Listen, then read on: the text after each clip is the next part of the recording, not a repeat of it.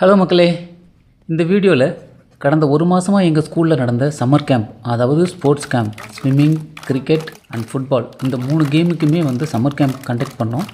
அதோட price distribution தான் இந்த வீடியோவில் நீங்கள் பார்க்க போகிறீங்க. வீடியோக்குள்ளே போகிறதுக்கு முன்னாடி நம்ம எப்படி ஒரு பையன் ஸ்போர்ட்ஸில் பார்ட்டிசிபேட் பண்ணுறப்போ அவன் எந்த கேமில் பார்ட்டிசிபேட் பண்ணாலுமே ஒரு ஆடியன்ஸாக நம்ம அவனுக்கு நல்ல என்கரேஜ் கொடுப்போம். என்கரேஜ்னால் நம்மளோட வேர்ட்ஸாக இருக்கட்டும், நம்மளோட மோட்டிவேஷனாக இருக்கட்டும், நம்மளோட ஒரு சின்ன கைதட்டல் கூட அவனை ஜெயிக்க வைக்கும்.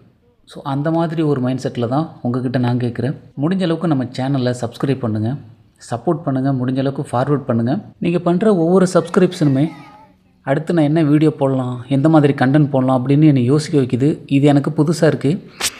ஸோ நீங்கள் கொடுக்குற இந்த என்கரேஜ் தான் என்னை மேலும் மேலும் மோட்டிவேட் பண்ணுது என்னைய. ஸோ முடிஞ்ச அளவுக்கு எனக்கு சப்போர்ட் பண்ணுங்கள்.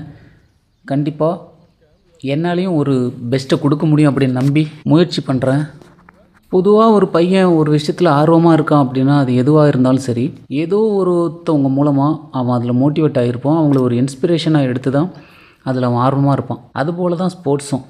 ஒரு பையன் ஸ்போர்ட்ஸில் எந்தளவுக்கு ஆர்வமாக இருக்கான், அதில் எந்தளவுக்கு ஈடுபாடோடு இருக்கான் அப்படின்றதுக்கு முக்கிய ரீசனாக இருக்கிறது அது அவங்க வீட்டிலேருந்து தான் அவனுக்கு ஸ்டார்ட் ஆகும். ஃபஸ்ட்டு அவங்க பேரண்ட்ஸ் எந்த மாதிரி அந்த பையனை மோட்டிவேட் பண்ணுறாங்க, அதுக்கப்புறம் அந்த பையனோட ஃப்ரெண்ட்ஸ், அவன் சேர்கிற ஃப்ரெண்ட்ஸ் ரொம்ப ரொம்ப முக்கியம். அவனோட ஸ்பீச்சும் அவனோட மைண்ட் செட்டை வேறு மாதிரி மாற்றும். இப்போ இருக்கிற பசங்க எல்லாருமே படிப்பு அப்படின்ற ஒரு விஷயத்துக்கு காட்டுற எஃபோர்ட் ஸ்போர்ட்ஸுக்கு காட்டுறாங்களா அப்படின்னு பார்த்தா கண்டிப்பாக கிடையாது. அந்த மாதிரி இருக்கிற பசங்களுக்கு நம்ம ஸ்போர்ட்ஸை அவனுக்குள்ளே கொண்டு போகணும் அப்படின்னா அவனுக்கு என்ன கேம் பிடிக்குது அப்படின்றத அவனே டிசைட் பண்ணணும்.